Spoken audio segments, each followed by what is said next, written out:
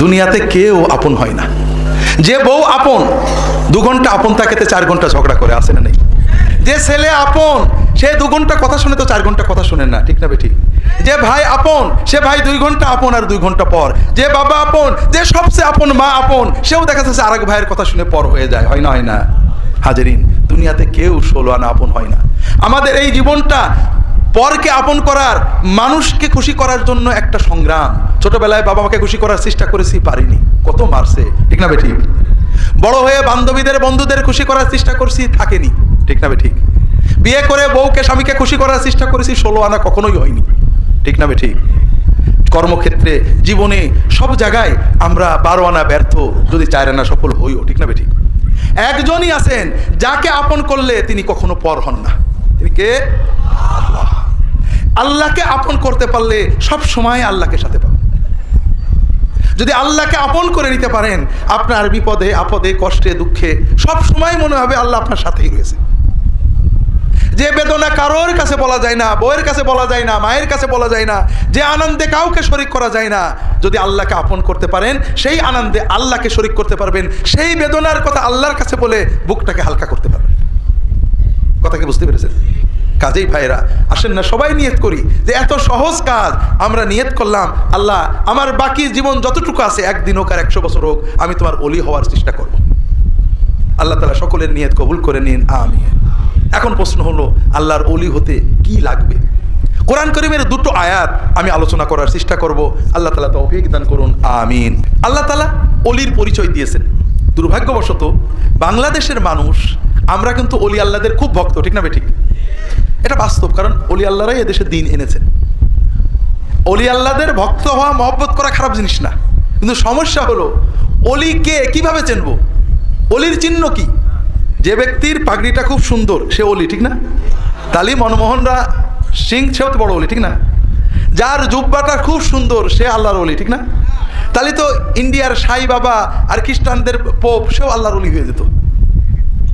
কথা বুঝতে পারেননি? যার দাড়িটা খুব বড় সে আল্লাহর ওলি নাকি? তাহলে তো রবীন্দ্রনাথ ঠাকুর আল্লাহর ওলি হয়ে যেত। কথা বোঝেননি? যে অলৌকিক কাজ দেখাতে পারে, যে ফু দিলে বোতল ফেটে যায়, কাছে গেলে মনের কথা বলে যায়, নাম বলে দেয়, যে দোয়া দিলে রোগ ব্যাধি সেরে যায়, সে তো আল্লাহর ওলি, ঠিক না? তাহলে ভাইরা ইন্ডিয়াতে শত শত সাধু আছে, শত শত সাই বাবা আছে, এরা সব আল্লাহর মহা ওলি হতো। একবার আশীর্বাদ করলে মন্ত্রী হয়ে যায়, গেলেই বলে দেয় তোর এই রোগ, তুই ওই কাজ কর। ওরা তো আল্লাহর ওলি, ঠিক না? হাজেরিন, এই জায়গায় বড় ফিতনা, বড় সমস্যা। বাংলাদেশের মানুষ এখানেই ঠকে গেছে। ওলিকে মহব্বত করে ওলি কিভাবে চিনতে হয় চেনে না। কারণ এই না চেনার কারণ ভাইরা, ছোট্ট একটা কথা না বললেই নয়, সবাইকেই বলতে হয়। কারণ আমরা মুসলমান, দিনের অনেক আবেগ আছে। দেখেন কত মানুষ আপনারা দিন শুনতে আসছেন, তাফসীরুল কোরআন শুনতে আসছেন, বছরে একবার লক্ষ লক্ষ টাকা খরচ করে, কিন্তু এই কোরআনটা আপনারা সবাই পড়েছেন তো? সবাই পড়েছেন? কোরআন পড়েছেন তো সবাই? কোরআন তরজমা সবাই পড়েছেন? হাজেরিন, জান্নাতটা কার?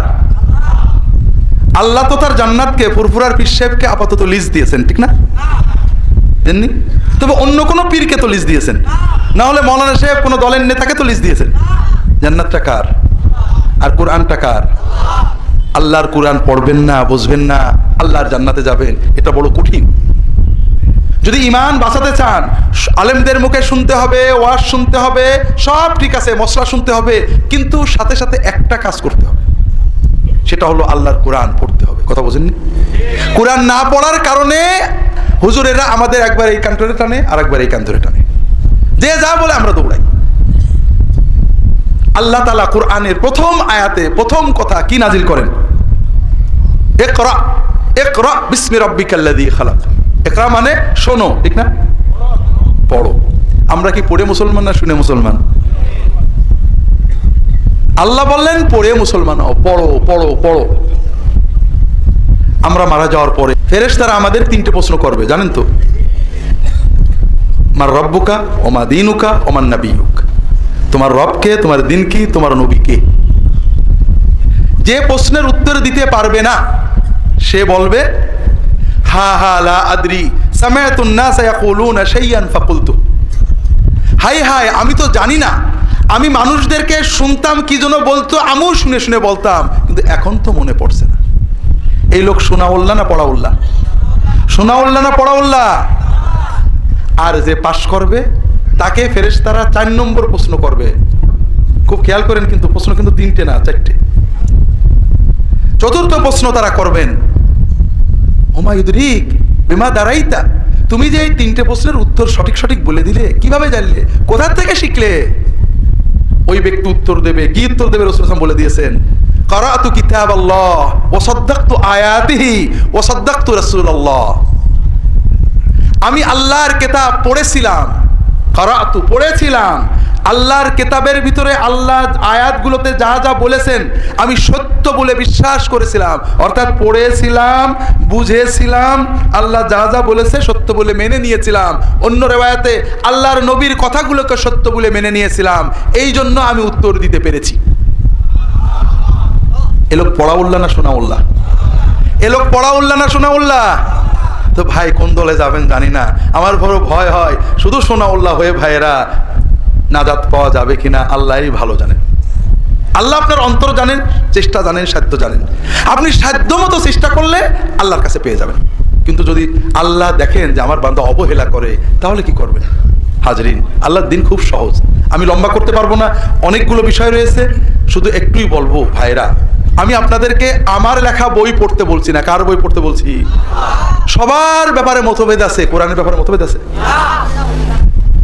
কোরআন আমরা পড়ি না, কোরআন সহি পড়া শিখবেন, শুধু তেলাওয়াত করবেন না, তরজমাও পড়বেন। কোরআনের আরবি বুঝে কোরআন বোঝাটাই হলো উচিত। যখন আরবি জানবেন না, কোনো ভালো আলেমের কাছে যে দর্শে কোরআন শিখবেন, অথবা কোনো ভালো আলেমের অনুবাদ, তরজমা, তফসির নিয়ে পড়ে পড়ে পড়ে পড়ে কোরআনের অর্থ বোঝার চেষ্টা করবেন। বুঝতে পেরেছেন তো? আল্লাহ কোরআন কারিমে বলেছেন, আল্লাযীনা আতাইনাহুমুল কিতাবা ইয়াতলুনাহু হাক্কা তিলাওয়াতিহি উলাইকা ইউমিনুনা বিহি। যাদেরকে আমি কিতাব দিয়েছি তারা এই কিতাব হক তেলাওয়াত করে। হক তেলাওয়াত অর্থ হাদিস শরীফে এসেছে, বুঝে তেলাওয়াত করে, হৃদয় দিয়ে অনুভব করে তেলাওয়াত করে। আল্লাহ তাআলা বলছেন এরাই হলো সত্যিকারের ঈমানদার। কথা বোঝেননি? তাহলে কোরআনের হক তেলাওয়াত মানে বুঝে তেলাওয়াত করা, আর না বুঝে তেলাওয়াত করা তাহলে কি তেলাওয়াত? হাই হাই, কথা বলেন না কেন? না বুঝে তেলাওয়াত করা কি তেলাওয়াত? না হক তেলাওয়াত। বুঝে তেলাওয়াত যদি হক তেলাওয়াত হয়, তাহলে না বুঝে তেলাওয়াত না হক তেলাওয়াত। তারপরও আপনি সাধ্যের ভিতরে চেষ্টা করেছেন, বোঝেননি, আল্লাহ আপনাকে পুরো সওয়াব দেবে। কিন্তু আপনি চেষ্টা করেননি, তাহলে তো মুশকিল। একজন মানুষ আমার কাছে আসছে, হুজুর আমি রিক্সা চালাই, গরিব মানুষ, জামা টামা থাকে না, টুপি থাকে না, নামাজ রুখতে হয়, টুপি ছাড়া জামা ছাড়া নামাজ পড়লে কি হবে? আমি কি বলবো ভাই? হবে। ওই লোকটা বললো আলহামদুলিল্লাহ, জীবনেও আর টুপিও কিনবো না, জামাও কিনবো না। এইবার কি হলো? এটা কিন্তু ঠিক হলো না। আপনি কোরআন বোঝেন না, আপনি পড়বেন না, পড়বেন, আপনি চেষ্টা করেছেন, আপনার সাধ্যের ভিতরে যতটুকু করেছেন ওটাই হবে। কিন্তু যদি আপনি না বুঝে পড়াটাকেই পূর্ণ পড়া মনে করেন, জীবনে আর বুঝবই না, তাহলে তো আল্লাহকে ধরা খেয়ে যাবেন ভাইরা। আমরা অনেকে ওলামায়ে কেরামু কোরআন বুঝে পড়াকে ভয় পান, কোরআন বুঝে পড়ে ভুল শেখে কিনা। হাজরিন, অনেকে বলেন কোরআনের তফসির পড়তে 19 রকম এলেম লাগে। শুনেছেন নাকি এরকম কথা? শুনেছেন? তাহলে ভাইরা, যেটা বলছিলাম ভাইরা, কোরআনের তফসির পড়তে 19 রকম এলেম লাগে, তাহলে কোনো বই পড়া যায় না। হাদিস মুহাদ্দিস হতে 17 রকম এলেম লাগে, ফকিহ হতে 30 রকম এলেম লাগে, ওয়াইজ সুফি হতে, পীর হতে 30 রকম এলেম লাগে। তাহলে আপনারা ইহয়া উলুমুদ্দিনের তরজমা পড়তে পারবেন না, বেহেশতি জওহরও পড়তে পারবেন না, হারাম। ফাজাইলে আমল পড়তে পারবেন না, হারাম। মুনতাখাবুল হাদিস পড়তে পারবেন না, হারাম। রিয়াদুস সালেহিন পড়তে পারবেন না, হারাম। যদি তফসির করা আর তফসির পড়া এক হয়, তাহলে সব বই পড়াই তো আরাম হয়ে যাবে। কথা বোঝেননি? তফসির করার জন্য এলেম লাগে, মুহাদ্দিস হওয়ার জন্য এলেম লাগে, ফকিহ হওয়ার জন্য এলেম লাগে, সুফি হওয়ার জন্য এলেম লাগে। কিন্তু তাসাউফের বই লেখা বই পড়ার জন্য, হাদিসের লেখা বই পড়ার জন্য, আমলের লেখা বই পড়ার জন্য, ফেকার লেখা বই পড়ার জন্য কোনো এলেমই লাগে না। না এলেম আলাদের জন্যই তো বইগুলো লেখা হয়। কথা বুঝতে পারেন? বড় কষ্ট লাগে ভাইরা। আমরা মানুষদেরকে কোরআন থেকে সরিয়ে নিতে চাই। এর কারণ অন্য কিছু না। যখন কেউ কোরআন পড়ে, তখন আলেমদেরকে নানা রকম প্রশ্ন করে। আমাদের সমাজে আলেম ওলামারা নির্যাতিত, নিপীড়িত, নিগৃহীত, বঞ্চিত। গরিব মানুষ বেতন পায় 5,000 টাকা, ইমামতি করে, গায়েল শোনে, সব জায়গায় বই পড়ার সুযোগ পান না, গবেষণার সুযোগ পান না। যদি মুসল্লি এসে উল্টো পাল্টা প্রশ্ন করে উনি পড়বেন কোথায়, বকা দিয়ে দেন, কেন এইসব পড়ো, তুমি কি সব নাসিক মাসুক জানো নাকি? কথা বুঝতে পেরেছেন? ওলামায়ে কেরাম অনুরোধ করবো, এটা 100 বার ঠিক, ওলামায়ে কেরাম মাজলুম, কিন্তু তাই বলে আপনার দ্বারা যেন দিনের ক্ষতি না হয়। আপনি উত্তর দিতে না পারলে বলবেন যে ভাই ঠিক আছে, আপনি কোরআনের তরজমা পড়েছেন ভালো, এর উত্তরটা আমি আমার উস্তাদদের আলেমদের থেকে জেনে আপনাকে পরে জানাবো। অথবা বলেন আমাকে আলেমের কাছে যান। মানুষদেরকে কোরআন পড়তে, কোরআন বুঝতে আপনি বাধা দেবেন না ভাইরা। উলামায়ে কেরামের কাছে যেতে হবে, কিন্তু এই লক্ষ লক্ষ মানুষ কেন গোমরা হয়ে যাচ্ছে আমার বড় ভয় লাগে। আমাকে অনেকে বলেন হুজুর কোরআন পড়ে গোমরা হয়ে যাবে, নাউজুবিল্লাহ। এই যে সমাজের লক্ষ লক্ষ মানুষ শিরকে ডুবে আছে, বিদআতে ডুবে আছে, পাপে ডুবে আছে, বেপরদা চলছে, জেনা ব্যভিচার করছে, মদ খাচ্ছে, সুদ খাচ্ছে, কবরে সেজদা করছে, পীরের সেজদা করছে, দ্বীনের নামে শিরক কুফর করছে, এরা কোরআন পড়ে করছে না না পড়ে করছে ভাইরা? কোরআন পড়ে কেউ এইসব করে না। কোরআন পড়ে খুব কম লোকই ভুলভাল করে, অধিকাংশ মানুষই ভালো হয়ে যায়। কথা বলেন। এখন কেউ যদি বলে মাদ্রাসায় পড়ে অমুক লোক চোর হয়েছে, 100 জনের ভিতর 2 জন লোক খারাপ হয়েছে, কাজেই মাদ্রাসায় পড়া যাবে না, কথা কি ঠিক হবে ভাইরা? কেউ যদি বলে দাড়ি রেখে অমুক লোক অন্যায় কাজ করেছে, কাজে দাড়ি মানি রাখা যাবে না, এটা কি ঠিক হবে ভাইরা? না।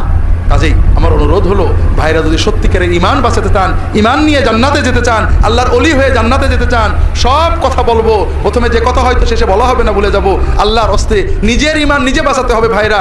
নিজে কোরআন পড়ুন, সহি তেলাওয়াত শিখুন, কোরআনের তরজমা পড়ুন।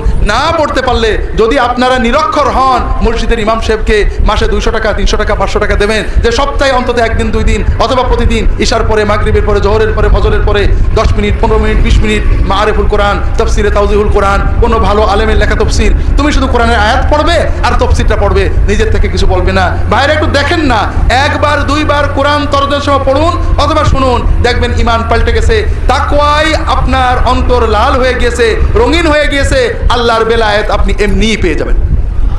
আল্লাহ রাসূল সাল্লাল্লাহু আলাইহি ওয়াসাল্লাম বলছেন, ইন্না হাযাল কুরআন শাফিউন মুশাফফা ওয়া মাহিলুন মুসাদ্দাক ফামান জাআলাহু আমামাহু কাদাহু ইলাল জান্নাহ ওয়া মান জাআলাহু খালফাহু কাদাহু ইলান নার।